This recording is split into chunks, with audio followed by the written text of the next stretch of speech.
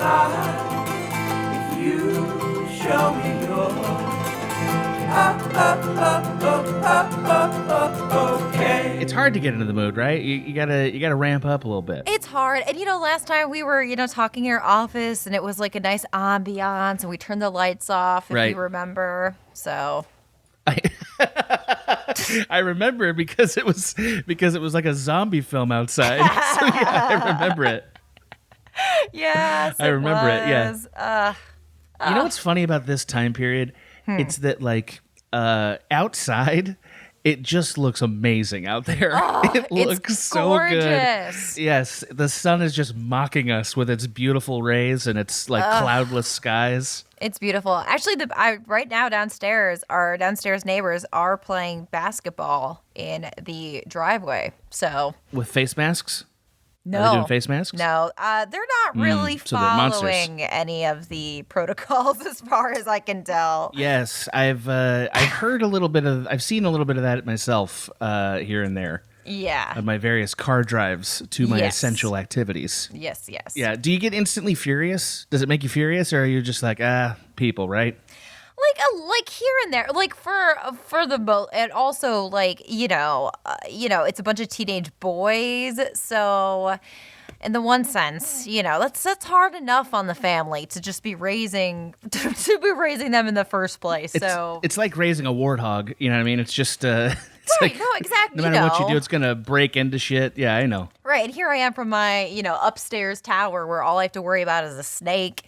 And it's like just not the same, so I don't feel like I can judge. Well, but from what I can tell, that snake is actually kind of a workload. dude, That snake doesn't seem like an easy workload to me. truly not. Although today he finally he shed, which is great. He hasn't been eating any of his little mice that we dangle for him, just because he's been waiting to shed. But he's also getting skinny, so it's like, come on, baby. Order of operations. Yeah. Do you need to maybe make the mice parts a little bit more lively? Does he need a little song and dance with his meal? Yeah, I mean, we when you lower it into his cage, you're supposed to wiggle it like it's still alive. So so we always do that. So, how does that work? Do you just you put it on like wires or something? No, we have tongs. You just use there's like a special pair of tongs. They're just like metal I see. wire tongs. I see. Yeah, the reason you can't use your fingers is because he will start to associate your fingers with food. And so, when you reach into the cage, you don't want him getting curious. Yeah, I understand. I see exactly that problem. It's the problem everyone has with snakes in the first place. So yeah, I understand. Yeah. The whole biting thing. So my imagination about how you're feeding your snake is way better than what you're actually doing. It sounds like. Probably. I mean, next time you come over, next time you're allowed to come over, and if it's feeding time, I'll give you a little peek into nature's genius. Nature's wonder. Nature's It'll be wonder. during Trump's third term. Although I don't want to be gloomy. I know I don't want to be gloomy. But it is kind of a fun game to me to like try to predict how long we're all gonna be like this. I know. I don't know why, but I like to be like 8 months. I want to start one of those pools. You know what I mean? Where everyone can select a square for when the quarantine ends, and then you just get some money at the end of it. Because that's a day everybody wins, Maggie.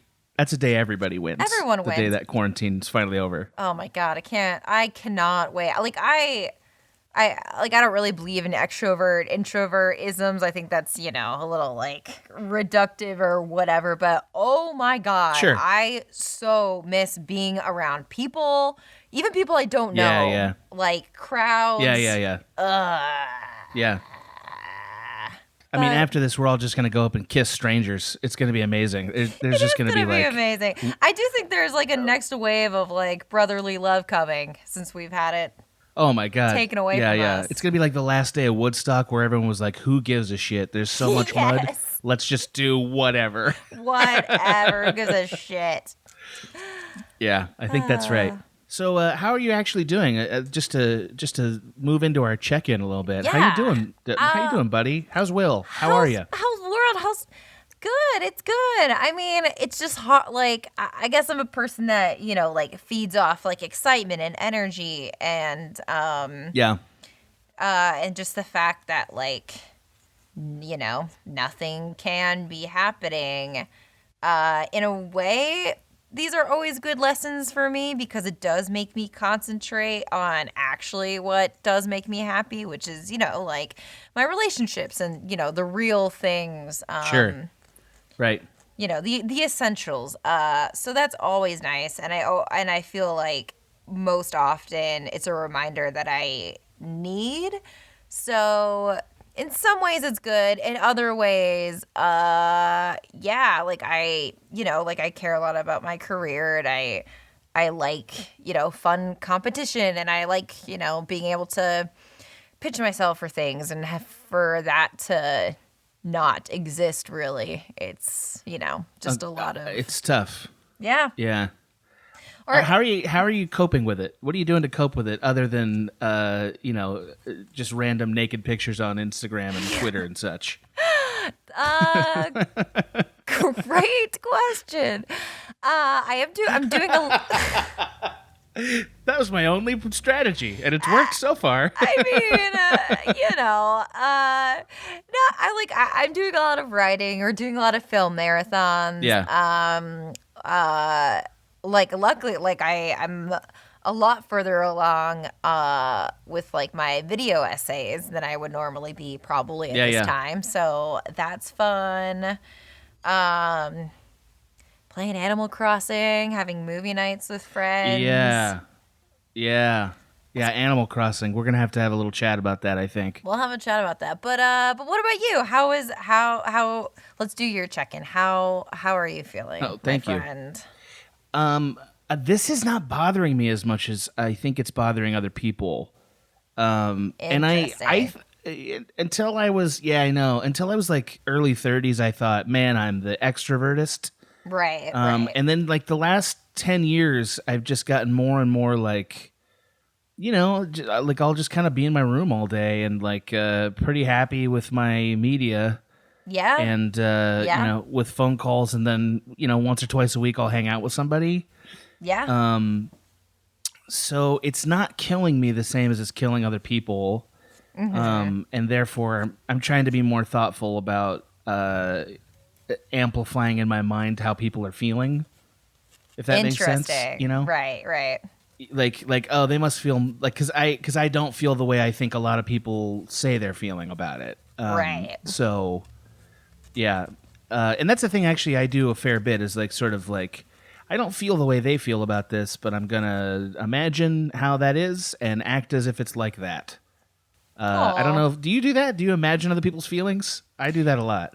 I do that a lot, actually, but it's to a point where now I have to stop myself from over-investing in other people's feelings above my own. So, like, I think that. about it, but I can't afford to, like, I mean, I think about it, but mostly I think about, like, how lucky I am in comparison. Like, I'm with Will. I have friends that, can't be with their partners. Like, right. So in that regard, I feel like pretty lucky and like I do have trouble concentrating on things, but nothing is. Yeah, I hear that a lot. Yeah, but I mean, I've also had work this whole time, so I am very grateful for. Right. But I've actually been working a lot. So it's not been super different other than like instead of being at a abandoned warehouse full of zombies like we were last time, right. I'm now just doing it from my computer. Right. Felt like the closest I've ever been to a Resident Evil situation. And I loved it. I felt ready to fight. Yeah, you need to get closer to a Resident Evil, I think. I feel like that needs to be in your life because I think you would really like it. Probably. I genuinely think you would like that. I love Resident Evil. Yeah. It's my favorite game franchise. Yeah, it's great. I just played through the third one and streamed a lot of it, and it was it's a great game to stream, by the way. Just a really good, like, fun exercise to stream that game.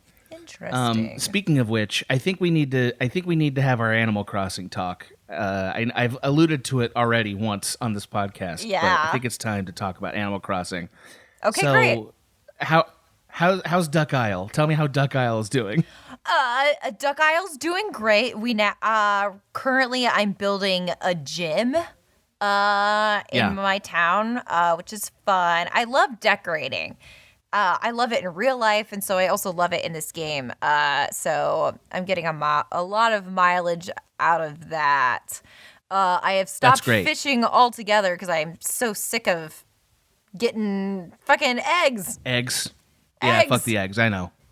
Fuck the eggs are the worst. The eggs are going to be over on Bunny Day, which just to mark this moment in history is tomorrow. Correct. The day the bunny came back from the dead, or whatever that holiday is supposed to be. Right.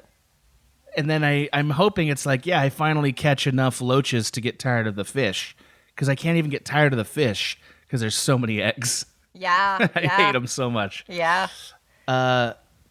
So what's your star number now on your island? Just briefly. I think how is it rated?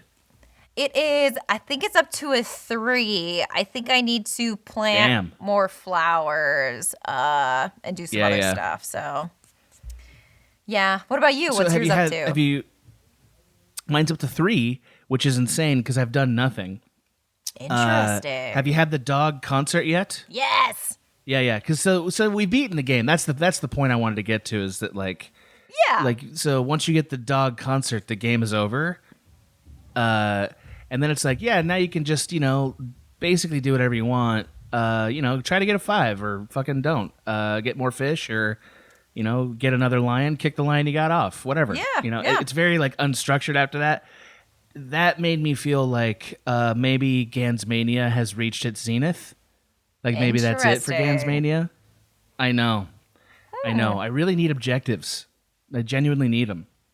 Interesting. Well, do you like to create your own objectives in games, or you like to complete the task which has been given to you, therefore a sense of fulfillment? Honestly, and I don't know why I'm a filmmaker and have this answer, but I just want to do the thing the game was designed to do. Yeah. And that's it. I don't want to sit there and imagine a cool town. Interesting. Because I don't care. That's why I did. I mean, my whole premise was anti-island since the very beginning of this. That's true.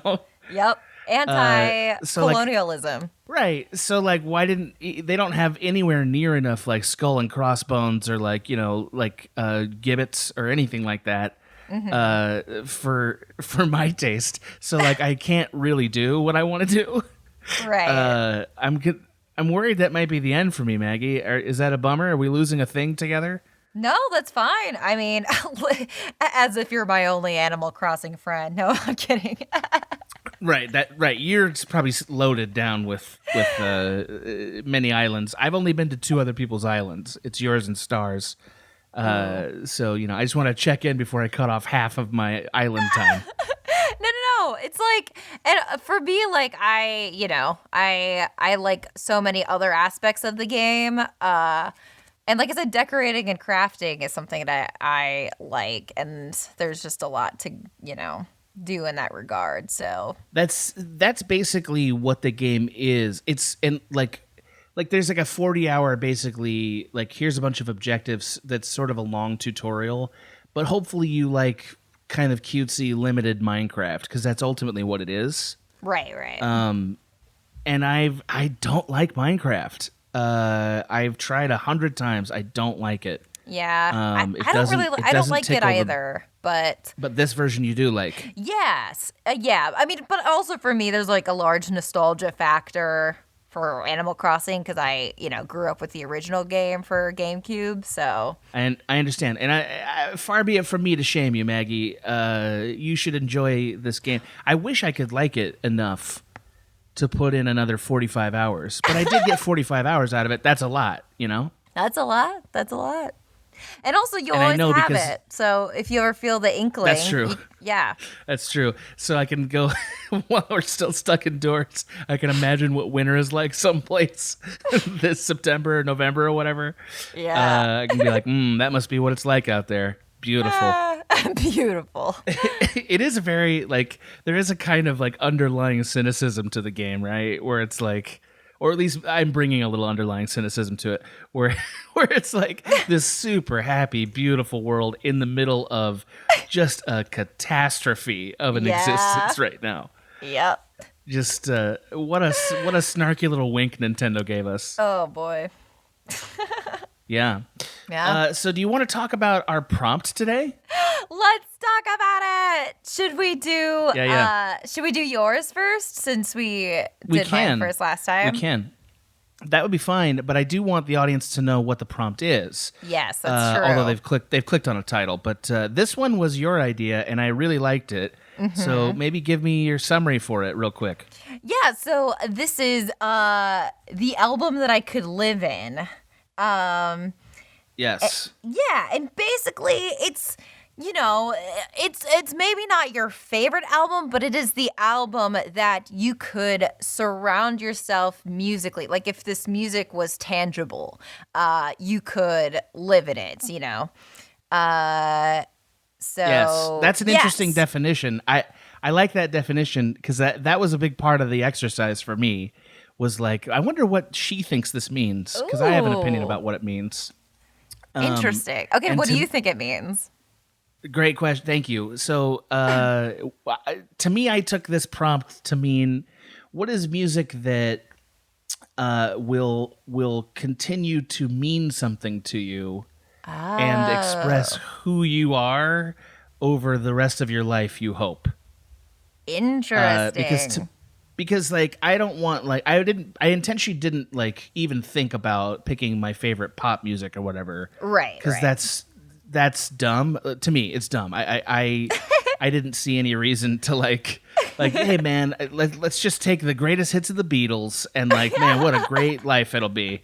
I was like, no, I want music that expresses me some and also I think is a nice little box for me to express what I hope is the range of who I am for the rest of my life.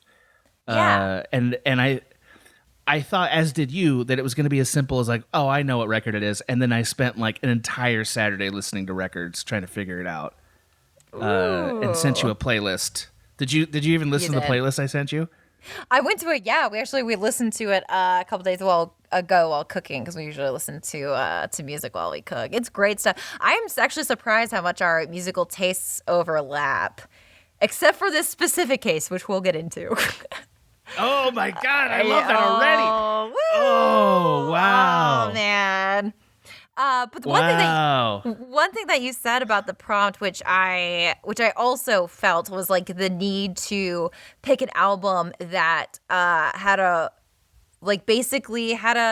variety of expressions of how I feel often, a good sampling of feelings that I often feel. So that was a part of how you interpreted this prompt? Yes, the part about it needing to self-reflect you. But for me, I think it was because the thing that would surround me that would feel like me, if that makes sense. Yes. Yeah. Yes. That's a perfect summary of it. That's exactly it. So I'm already disappointed to hear your response, but I'll tell the audience what I picked.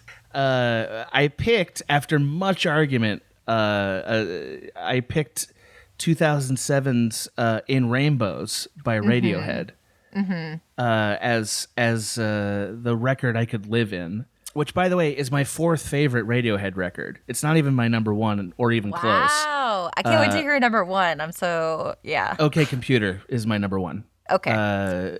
But it's very close between that and Kid A. Are you a Radiohead fan? Because you'd said you never heard this, so. Well, okay, so I have never listened to Radiohead probably ever in my life. Besides their music that I've heard, but their big songs. I've never had a friend that was into Radiohead. All I really know is the stereotype of someone being into Radiohead. Oh, please tell me what that is. I'm so pumped to hear that. Yeah, so please tell me that. My impression of Radiohead, and this because Radiohead came up way before like my musical scene, or like when I was a teenager. Totally. Yes. So by the time that I was listening to what would be considered like alt music, yada yada, Radiohead had already happened. So the only people that I know who are really into Radiohead are much older than me. Ouch, but sure. I mean, not like much older than one. That's like okay.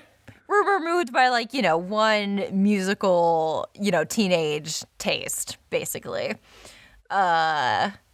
So yeah, and so and it's never been like pushed upon. Like I've never dated anyone that's liked or that was like super into Radiohead. So yeah, I remember when OK Computer came out. I remember people talking about it, but I don't remember any of the specifics. And yeah, at least for me, there's like the unsaid joke of like, oh, if someone's really into Radiohead, like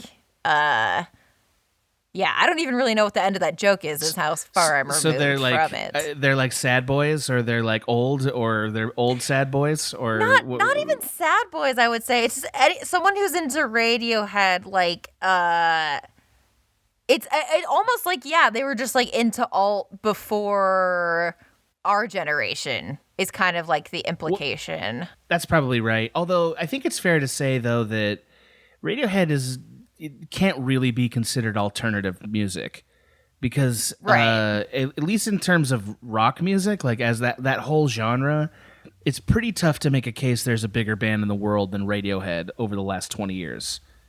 Like I don't know like other like nostalgia acts probably make more money. Like I'm sure Rolling Stones make more money, and I know U2 probably makes more money, but they're not bigger because they're not making new music that matters. And Radiohead, I think you can say they still are, because I think Moonshaped Pool, which came out like 3 years ago, is still a meaningful record.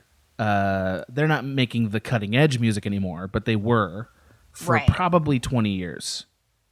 So I don't know what that means. I don't know what alternative actually means now. If that's supposed to be alternative, because it's like so all rock music. Because I don't, you know what I mean? Everything's influenced by them now, which is kind of why I didn't want to pick them, because it's like this is like the most mainstream rock band I listen to now, and I mean other than U2, but I consider them an old band at this point. So I like resisted it for a while, but In Rainbows is such a mature, grounded record. And it has a lot of sincerity on it, which is not what you would think from a band like Radiohead, that's mostly about anxiety. There's a lot of sweet sincerity on the record, and I kind of want to be like that. Like I kind of want to be able to be like that as I get older. Right. And so it was hard to like. Whereas like if I had picked OK Computer or Kid A or something, I feel like that's a lot more of an angry choice. Right. And I don't want to be angry my whole life. I'd like to leave the anger I have behind if I can. Even though it's I know how you get like romantic about your anger and cynicism at a certain point in your life. I don't know, 24. You start to get like it's like cool, and sort of like you sort of nurse it like it's a cool identity thing. Does that make sense to you? It makes sense to me. I don't think I ever did that. Anger is a very complicated emotion for me. No, fair enough. It's not as complicated for me. But like as I've gotten into my mid and late 30s, it's just like, it's just making me do things I don't want to do. Right. You know what I mean? Like it's just making me see the world in ways I don't want to see it. Right. And I think in some ways Radiohead also came to that conclusion. Like I think In Rainbows is a little bit that conclusion, and I liked that about the record. So yeah. So can I guess to talk about this meaningfully, because the audience isn't going to be able to like hear the record. I think it's Right. kind of fun, before I say more, to get your impression of it and sort of why you think I picked it. Yeah. You know what I mean? Like, do your projections. I mean, as I was listening to it, it did remind me a lot of you. So in that regard, I really liked it. The moments that you're talking about that are more like have more levity. Like I think their first song is very upbeat. It is. Yeah. Yes, yeah, which I think is a fun introduction. And I honestly, I could almost like feel that like, oh, like this is. I think this is what Adam like this is a feeling that you would strive to want, you know, that kind of like lightheartedness, upbeat.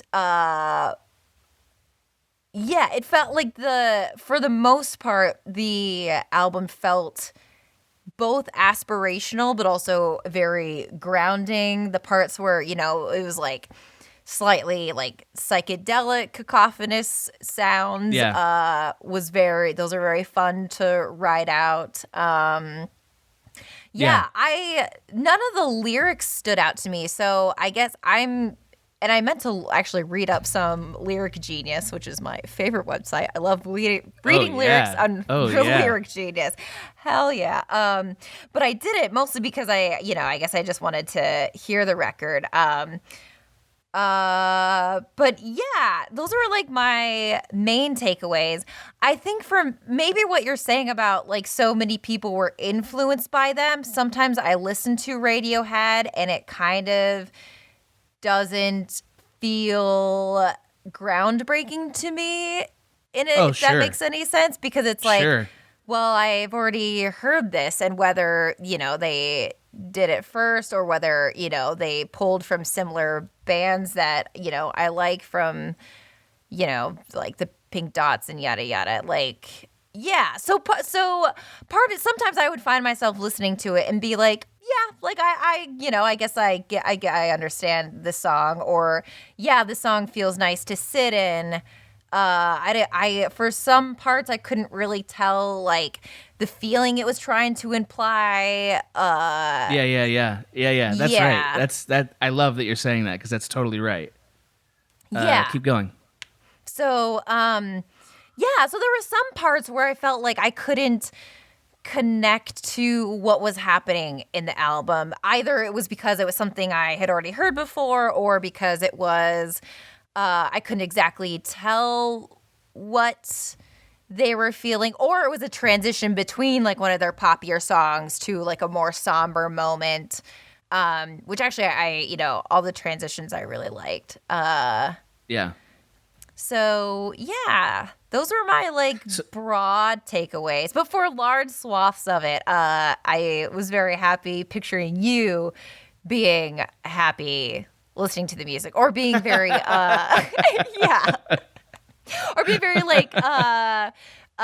pensive, or or even just like sitting and taking in the music. Like thinking about you listening to it made me very, very happy. So that's very sweet. Honestly, one of the sweetest things people have ever said about me. It's very nice. Oh, that's very true. No, I know. I love that. So, do you mind if I say a few words about the record? Yes. Before I get into all the soul parts, I have a couple of soul parts that I want to talk about. But yes, please. Which I know you knew that. So, this record came out in 2007, and it was the first record Radiohead came out with that was not for Capitol. Like they were an independent band, because their deal with Capitol had expired. And the thing that's like kind of been forgotten about it, but was really incredible, was that it was a pay what you want record release. So they literally said, whatever you want to pay for it, go for it, and you can download it. And so there were people who paid like $1,000 because they were grateful, and then like a bunch of us paid $1, or I think I paid I think I paid $10 because I liked Radiohead, and I was like, you deserve my money. Right. And the thing that's so cool about it is that Radiohead has kind of basically they've had two major pivots in my opinion as a band. They sort of culminated as a rock band in OK Computer, and basically everything after OK Computer sounds like OK Computer, and nothing before it does. And there's a great documentary out there for people if you want to watch it called "Meeting People is Easy," where you watch the band on tour after they released OK Computer, and the world is literally calling them the greatest rock and roll band ever, over and over and over, and they melt down. They legitimately melt down because they can't handle it.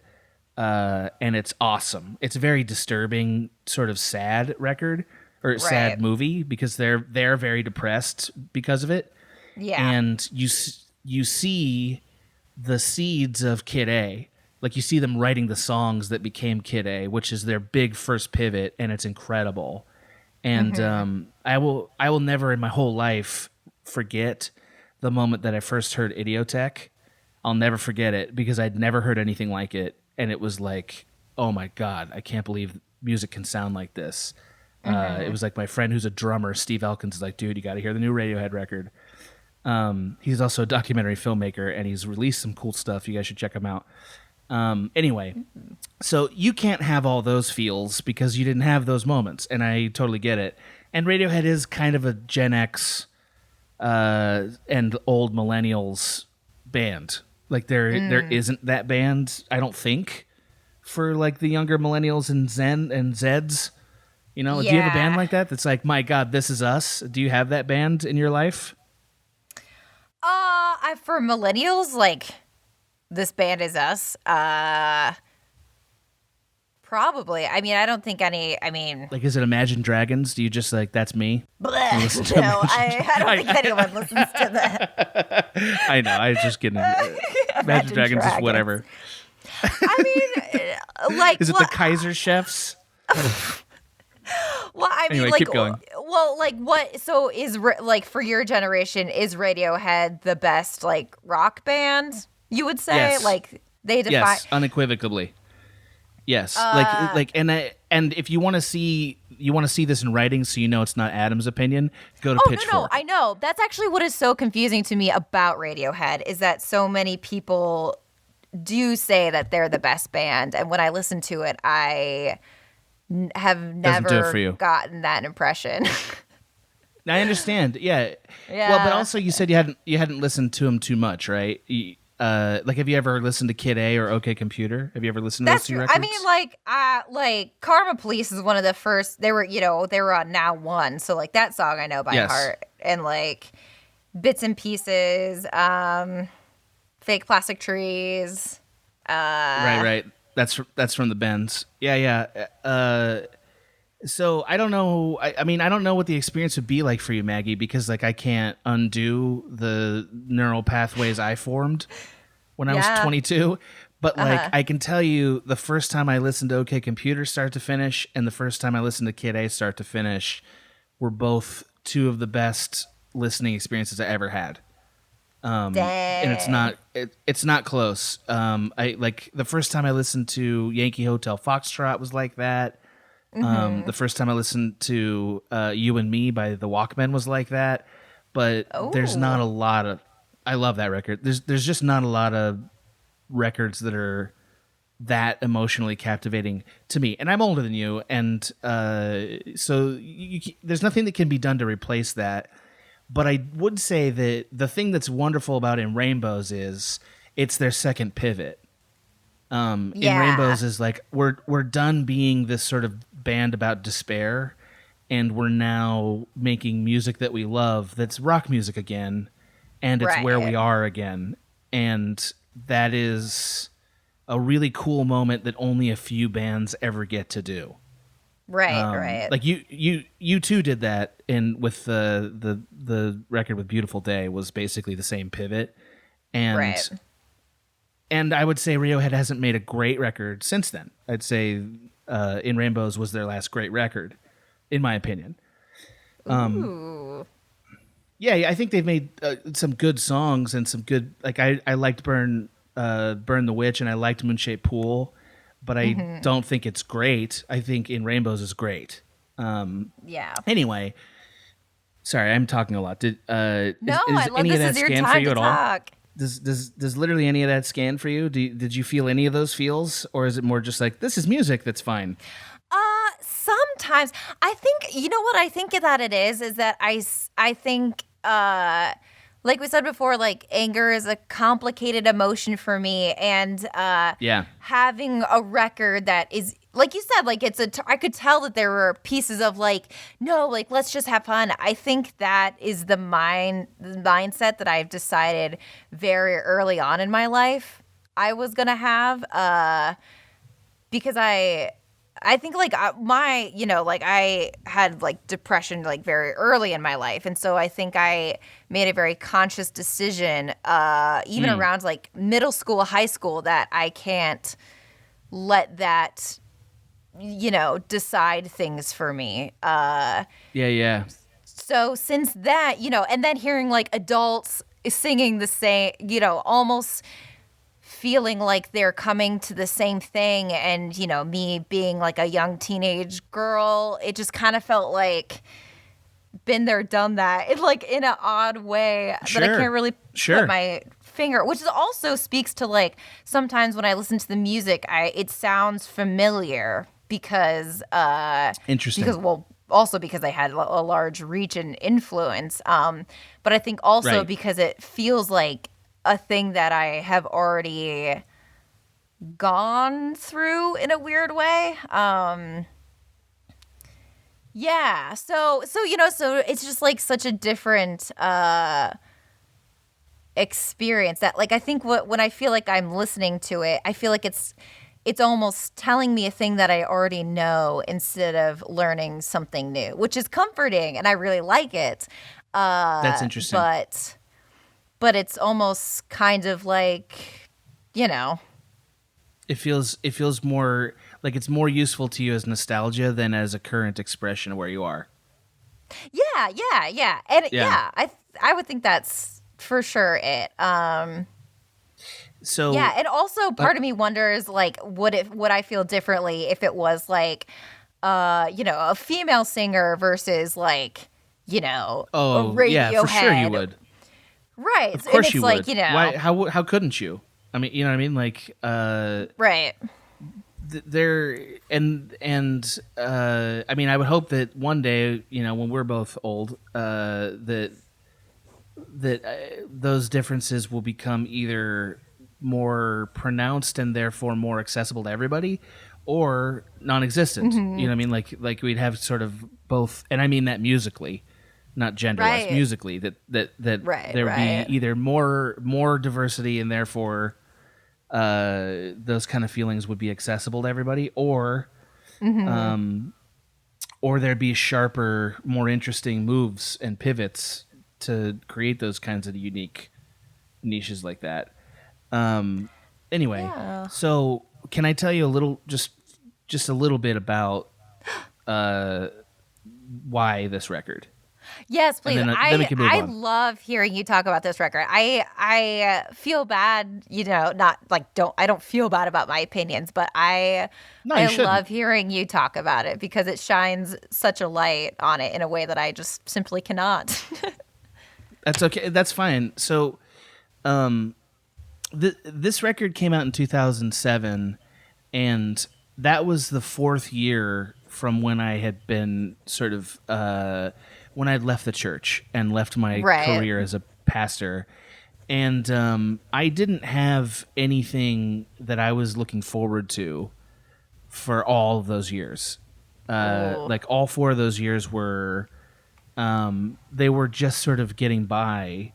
Yeah. And there was just no vision for what to be.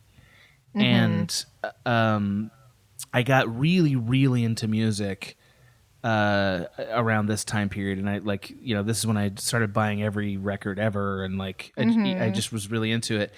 And this release, I remember shutting the door to my office because I was a supervisor of like this whole staff at the court that I worked at, and so I didn't want them to hear everything I was doing.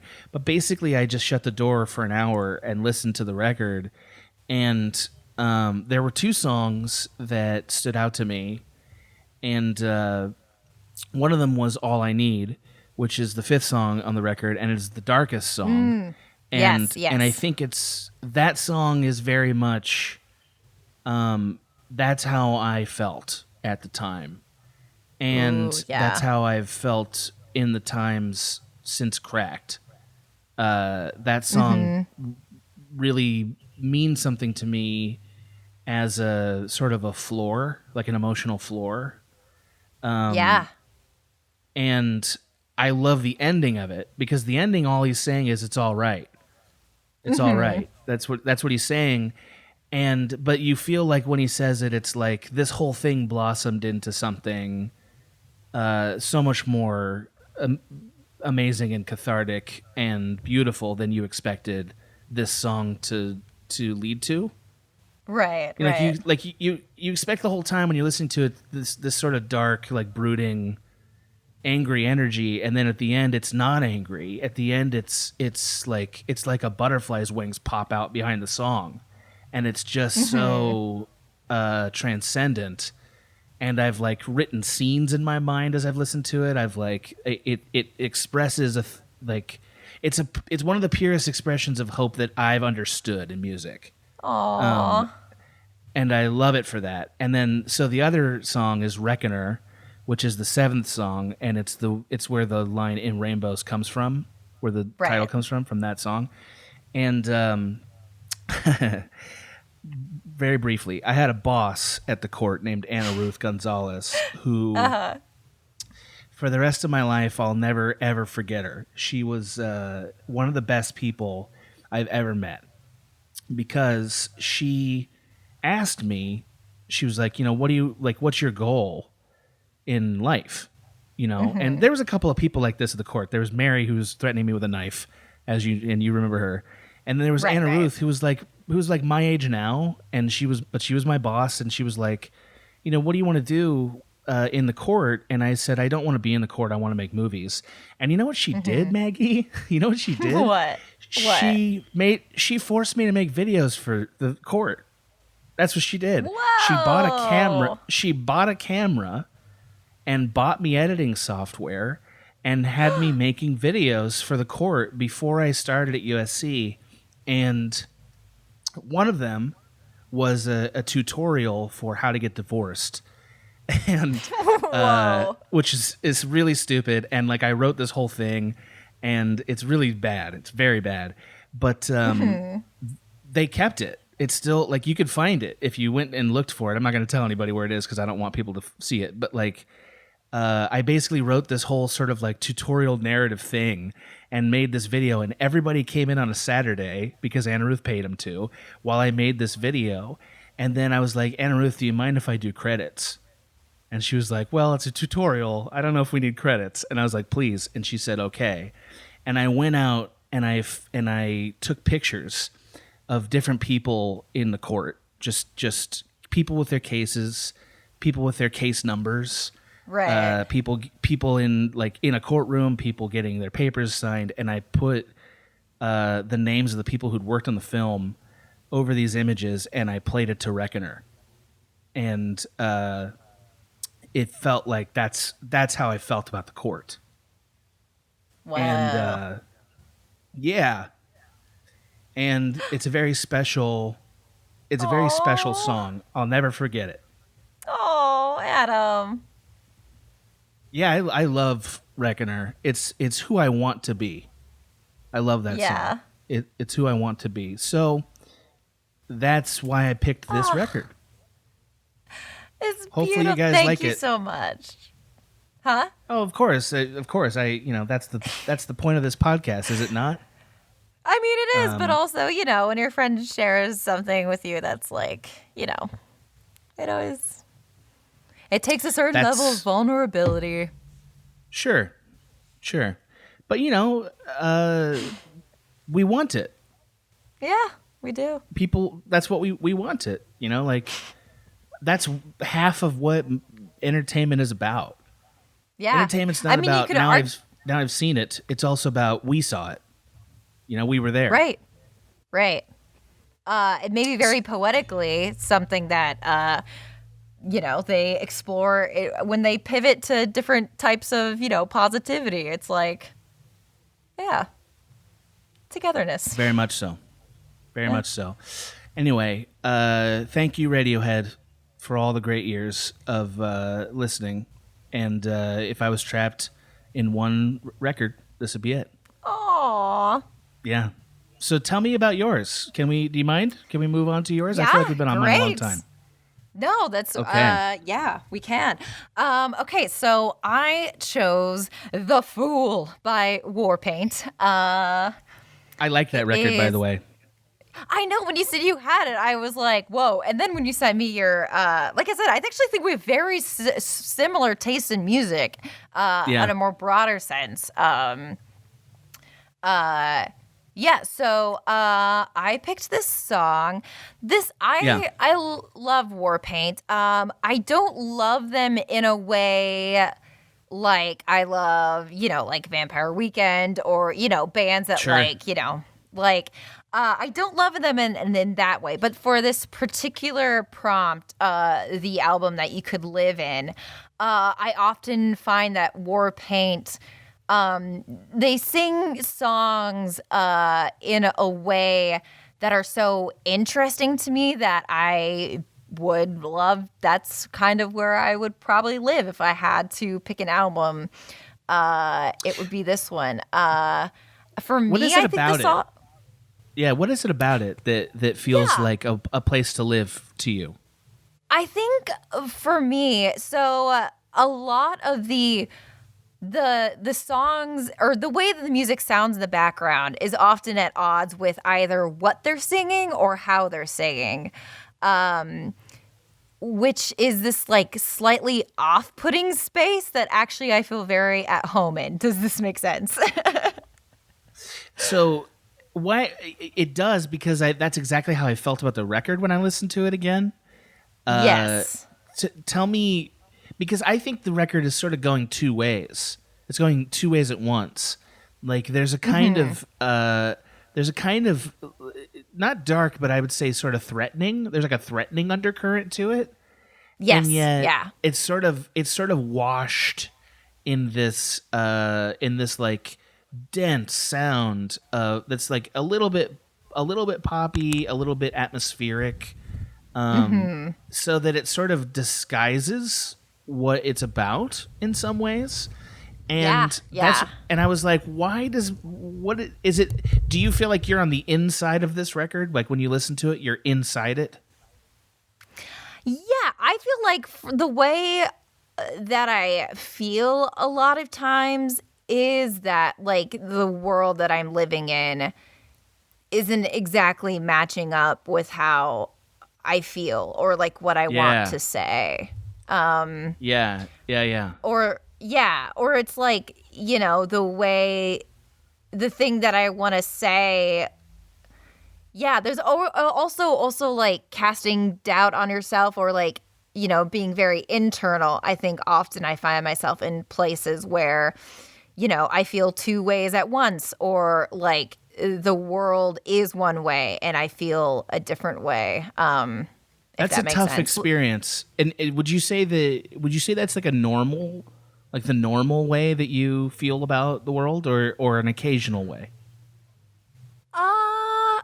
A little bit of both.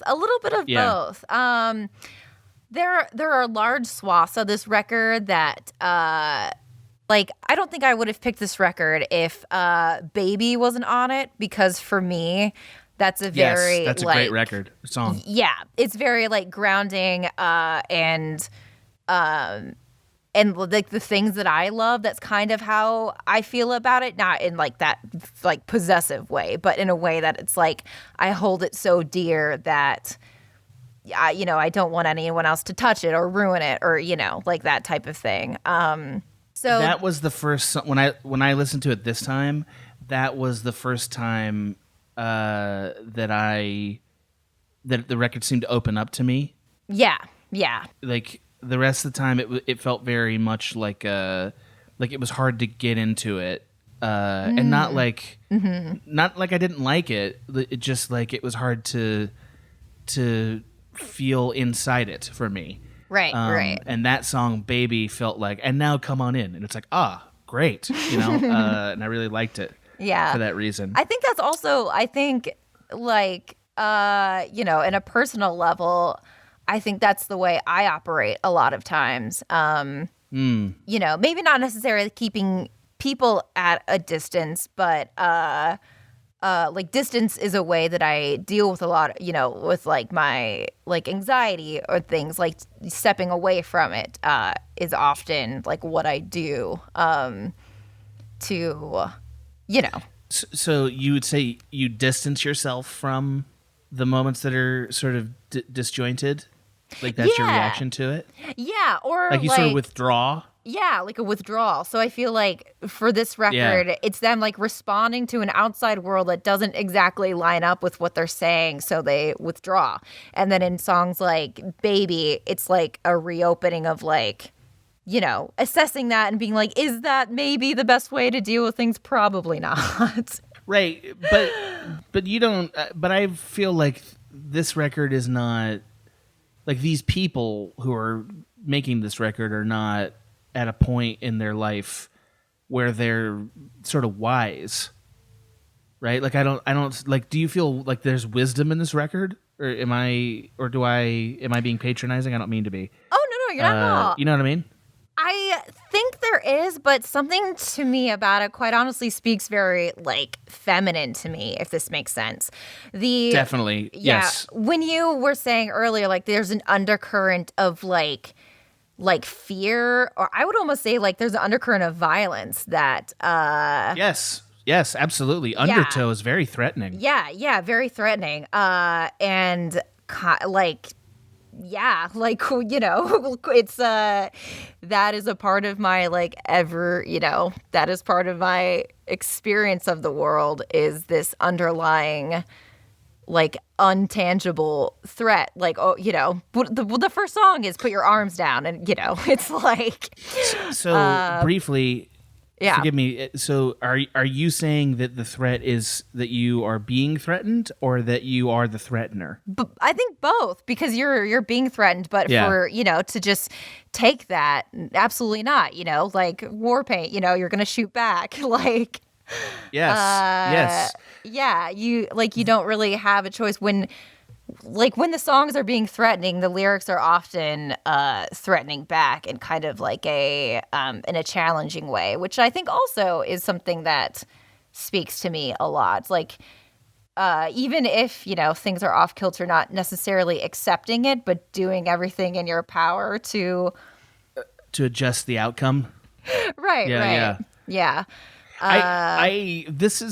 This record, when I was listening to it, I felt very much like, I felt like, boy, it would be nice to feel like these people trusted me enough to be vulnerable.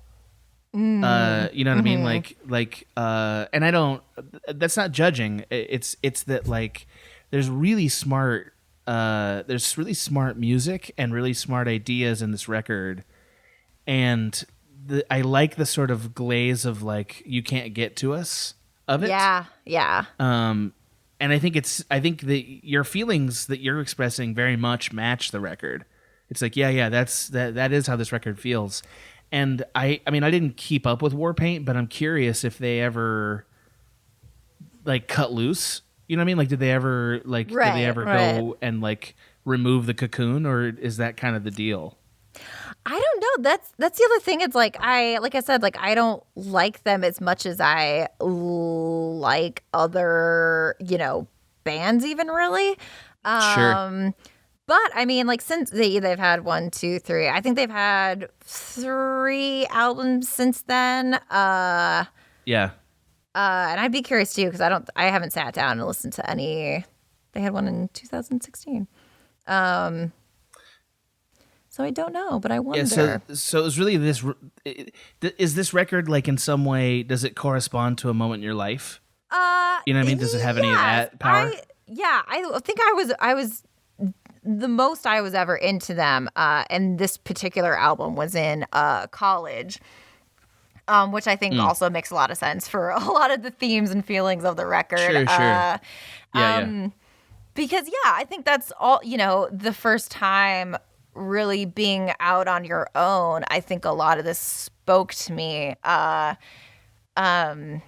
both like being in a very harsh environment. I graduated 30 kids in my class to going to like, a super ritzy private college that like luckily I got a full ride scholarship to because of my like economic background.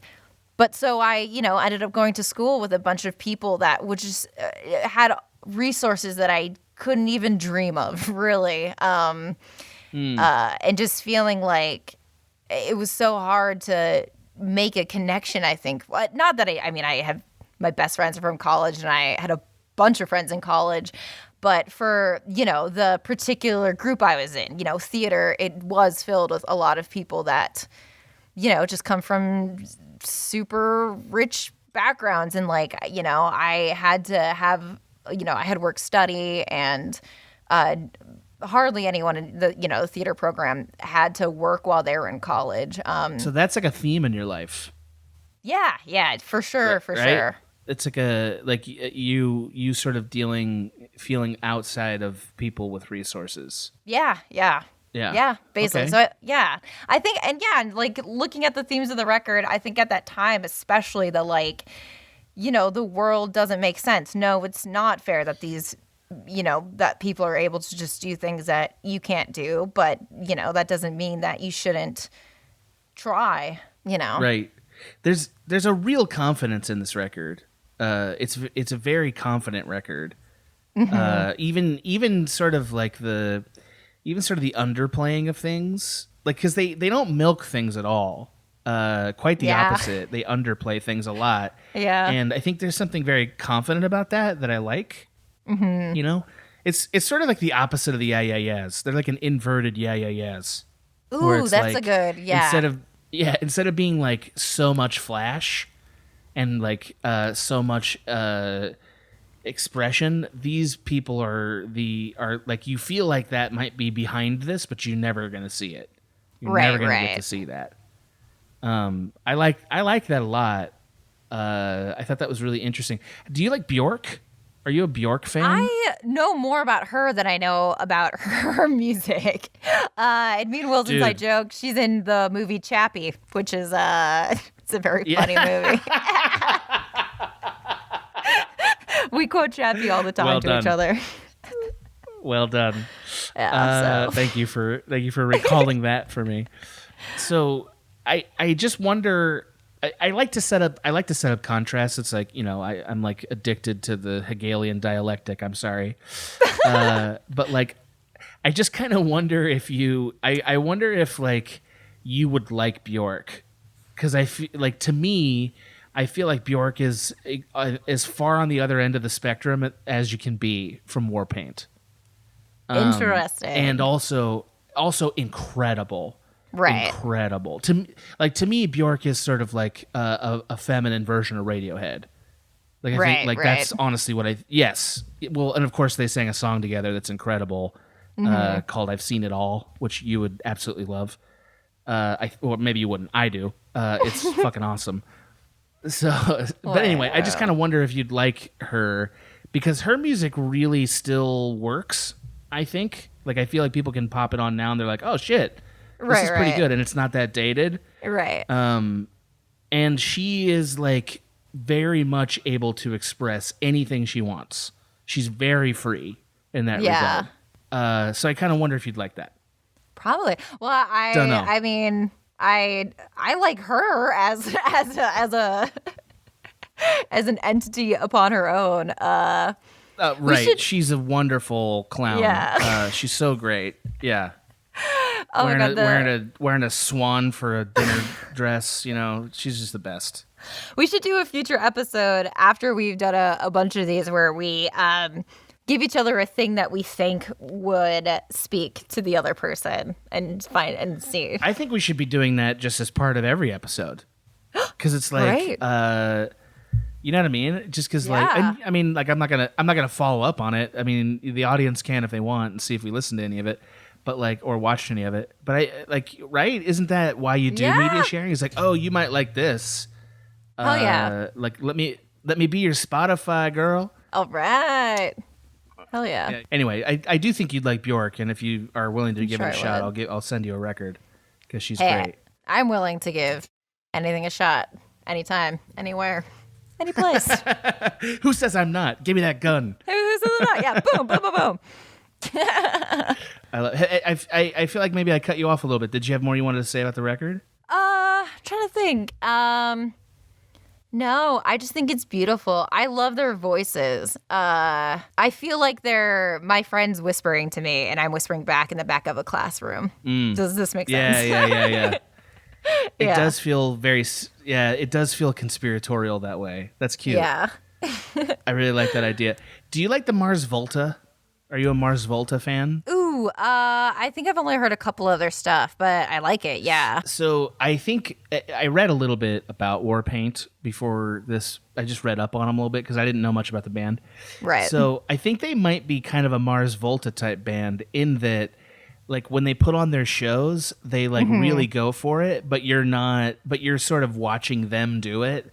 Oh, Like, this is it's my not, favorite. Yeah, it's Yeah. it's as far from a Rolling Stones concert as it can possibly be. Right, You know what I mean? Like where it's like we're not trying to get the audience to clap, just like fucking watch us. We are Right, yeah. mesmerizing. I've heard that, so maybe you need to check out one of their shows and see if they're still doing it. Hell yeah, that'd be great. We watched or we saw Vampire Weekend before. Yeah, that's cool. And they extended one of their songs from their last album for like it was like 7 to 10 minutes, and it was just jaw dropping. They went to like slasher metal for like a whole That's so good. beat. Yeah, we should see a concert that's together. really risky. That would be very fun, but we'd have to pick a band that we both.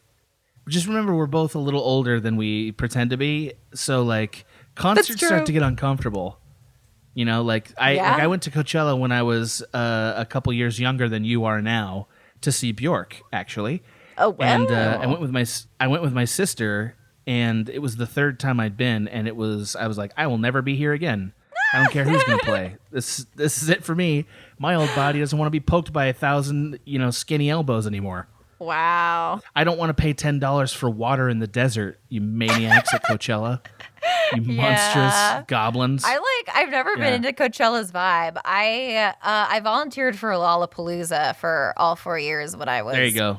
in Chicago, and that was mwah. That was probably great. It was Did great. Metallica ever play? No, not Metallica, but I saw Jack White. There you go. That was I don't like, and I'm like, what, they're fine. I like their stuff, but him playing in person, I had never seen someone play an instrument like that, and it was. He's amazing, yeah. Yeah. He also threw a divorce party, I'm told, that was like he and his wife threw a divorce That's party, cool. and it was cool. There was like invites and everything, and they had like a funeral cake. It was it looked pretty cool. Yeah, just before we go, and because I feel like this piece of information is not the kind of nugget we need to hold on to and milk for another episode. Worst concert you ever went to? Worst one. Just name it really quick. Worst one. Oh, man. Well, probably it was the Hush sound when I was in high school, because my friend Rachel, before we got into the House of Blues, her flip-flop fell apart. So she was barefoot. We're there to see the Hush sound. We're like basically excited. But the Hush sound, none of them like interacted with the crowd.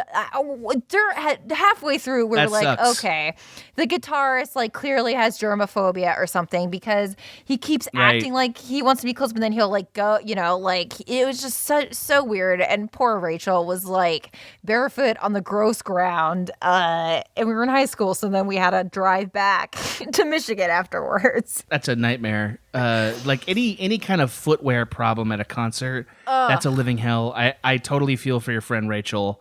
Yeah. Who the hell knows what liquids are floating around on that fucking ground? Oh, Nobody it knows. was Germ City. Well, I'm just saying, like, I can't believe you didn't yell at the guy, like, dude, lay on us. The chicken? Well, one of my friends like had a huge crush on him, and so she was crushed because like we even had like we were basically near the front row. It wasn't rowdy, like they're chill music, so so it was weird. It was like no one's even like try. It was just like all right, okay. Yeah. Okay. Cool. I guess. And I think they broke up the year after that too. So. So that might be why he didn't want to get involved because he was just like over it already. Mine is a tie, which is a cheat, and I know it's a cheating answer. I don't care, Maggie. I'm cheating. It's a tie. The first one is The Sounds. I want to say it's a Swedish band, The Sounds, and it's not because they were an opening act in a Coachella that I was in the front row for. I waited all day in the front row, and guess who I was there to see, Maggie? Take a wild guess who I was there to see. Radiohead? That's correct. Opened for by the Pixies. It was amazing. Okay, I love the Pixies. Yeah, great show. Yeah. So the Sounds were the opening band, and there were some assholes that were there for the Sounds instead of the rest of the bands. Which is like, who the fuck are you? And they kept dancing to the Sounds and swinging their elbows around like they were doing a hula hoop with their arms. And they elbowed my sister in the face. Yeah, they elbowed my sister in the face. And I tapped the leader on the shoulder. I was like, dude, enough with the arms. Right. I'm this guy, of course. Yeah. And he was like, oh, cool. And then he did it again, and he hit my other friend. And so I took him, and I physically picked him up, and I put him behind us. I was like, there you go. Like, and I put him behind us. And he was like, God. and then his like wimpy friends followed him. Like, all right, well, I guess we're back here now. I was like, I'm like, dance all you want, just do it behind me. I've had it with you. Right. True story. The actual worst performance I've ever seen. I'm sorry to tell you. I'm very sorry to tell you. Was Animal Collective. Animal Collective. Yeah. I could see that. I like them a lot. I love them. This was during their Merriweather Post Pavilion tour. So I was like, play my girls. Okay. Right, of course, as every dope was. And they just played noise breaks for like tens of minutes. Like they just played so much noise for so long. Wow. And everybody, there was like a thick fog of weed, which I'm not like against weed. That's fine. Right. I just don't want to have to get high to like your concert. Right. You know what I mean? Like it should be good enough that if I'm sober, I enjoy it. It should be good. Yeah. You know, music was not made by weed. No. So like you know what I mean? Like, so like, don't make me do this, you dicks. Yeah. So it ruined Animal Collective for me. I really haven't gotten back to that band in like about 10 years. So maybe it's time, Maggie. Maybe it's time to open up the Collective. Maybe it's time. I mean, tome. Oh, I was also going to add, I did forget that I saw Bob Dylan in concert with my dear friend. Bad. He sounded terrible. I mean, like, yeah, he's old, so it's okay. Yes. And like, part of me was like, I'm breathing the same air, so that's pretty dope. And like, I was just happy to be there, but did not sound great. Was he propped up at the piano? Yes. Yep. Yes. Yeah, that's what he does now. Like, I went to see him in 2006. That's 15 years ago, for those of you who are counting, nearly. And he was old then. And he was like, at the very end of the show, he was like, I guess I'll introduce the band. Seems like as good a time as any. And then he just names his band, and you're like, dude, what are you doing? What the fuck are you doing, Bob Dylan? Oh my God. Yeah, sometime I'll tell you about the girl I took to that, because that's a whole other story. Can't wait. That's worth telling, Maggie. Worth telling. Can't wait. So, have you anything else to add about the record you've lived in? Have we lived in it enough today to your satisfaction? I think so. I think this was a great. I felt like you and I both had 2 rooms and a gallery, and we were able to fill it with an album. And we both got to visit each other's little gallery and got a little presentation. I loved it. Yeah, I saw how many of your fish you collected, and I saw which dinosaur parts you had. Oh, great, And, great. Yeah. So for the audience, we are still looking to build out a little bit of a way for you to support us, but we are going to be releasing a list of topics that you guys will be able to vote on for our third episode. So you guys will be able to select our third episode.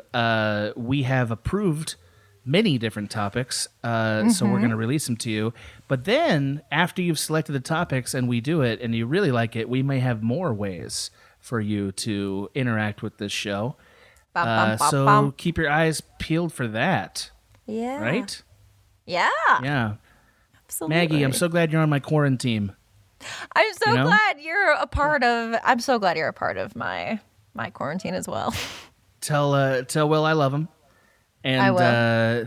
It's such a pleasure to hear your voice, and I'm looking forward to the next time we get together and talk about whatever the fans tell us to do. I'm so excited. Yeah. Okay. Wish them all goodbye. All right. Bye, guys. Thanks for tuning in. This has been a Small Beans endeavor. We're a bunch of pals who make podcasts, sketches, music, web series, and movies. The Beans always have new ideas percolating, so make sure to check us out at patreon.com/smallbeans. That's patreon.com/smallbeans, where you can browse all of our current and past content, see what we've got planned in the future, and learn how your support can help the small beans grow into huge, giant monster beans. If you enjoyed this content module, please like, rate, subscribe, or tell a friend about us. We love you!